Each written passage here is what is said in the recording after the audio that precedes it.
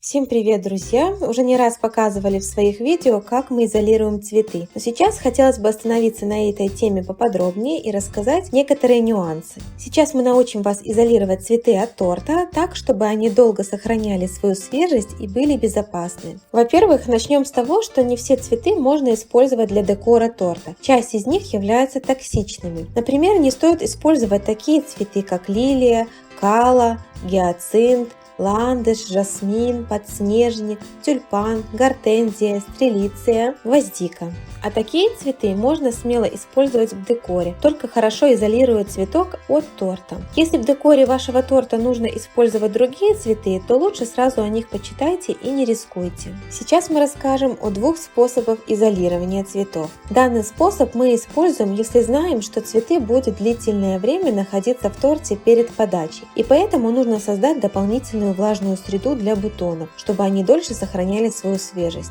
Для начала нужно, чтобы цветок простоял какое-то время в воде и напитался влагой. Затем моем бутоны прохладной водой. Для работы нам понадобятся обычные сухие салфетки, мисочка с водой, флористическая лента, пищевая пленка и шоколадная глазурь.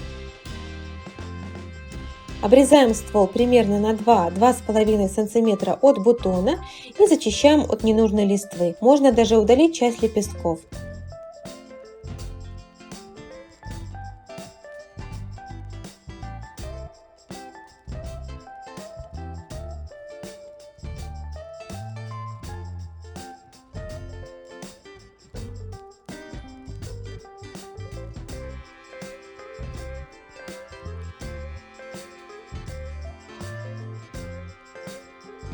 Обычные сухие салфетки нарезаем на полосочки. Слегка обмакиваем салфетку в воду и начинаем обкручивать ствол.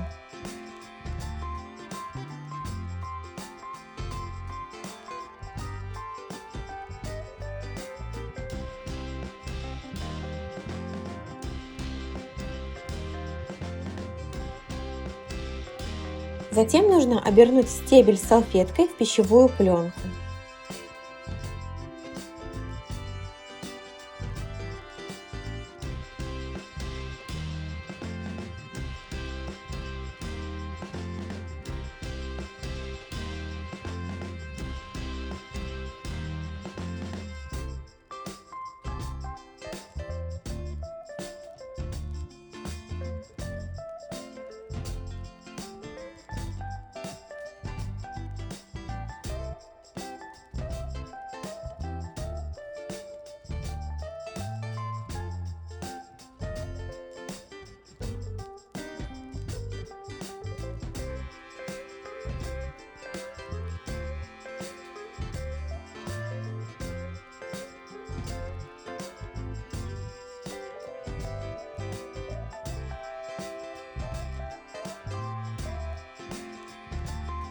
Также проделываем и со всеми бутонами.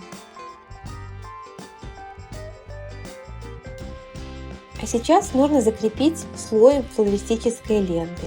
Она надежно скрепит пищевую пленку и не даст развалиться все конструкции. Когда закручиваете ленту, немного растягивайте ее, так она плотнее будет прилегать к поверхности. Такую ленту можно купить в флористических магазинах, либо в магазинах для кондитера. А также она иногда продается в гипермаркетах в отделах «Все для праздника».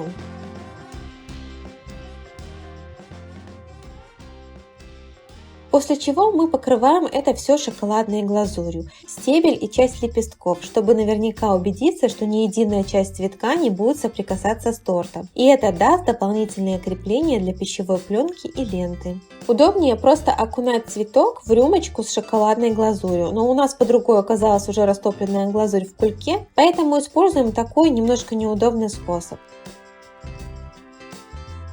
Подвешиваем каждый цветок на решетку, чтобы лишнее стекло, и даем глазури хорошо застыть.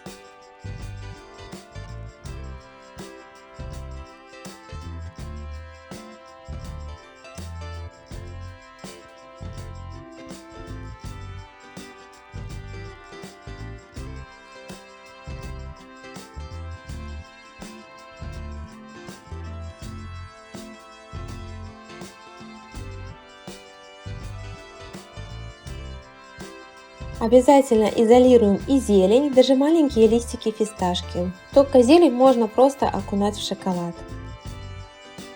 Чтобы глазурь застыла побыстрее, можно все поставить в холодильник. А после того, как глазурь застыла, можно приступать к декорированию торта. В таком виде цветы в торте могут простоять в холодном месте несколько дней и сохранять свою свежесть. А сейчас покажем более простой способ изолирования цветов, который подходит только в том случае, если вы знаете, что в день декорирования будет подаваться торт. Повторяем все те же действия, что и в первом способе.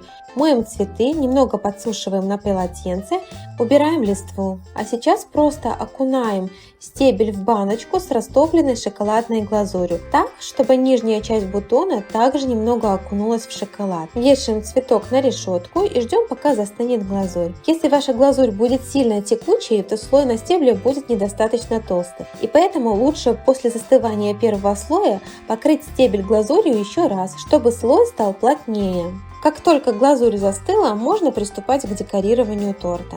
Кстати, если цветы, которые вы используете, имеют мягкий стебель, например, как эустома, их проблематично будет вставить в торт. Тогда просто при помощи шпажки проделывайте отверстие, и тогда ставить цветок будет просто. А многие из наших работ вы можете посмотреть на нашей страничке в Instagram. Подписывайтесь на наш канал и ставьте лайки. А мы будем стараться чаще снимать для вас полезное видео. До новых встреч, пока-пока!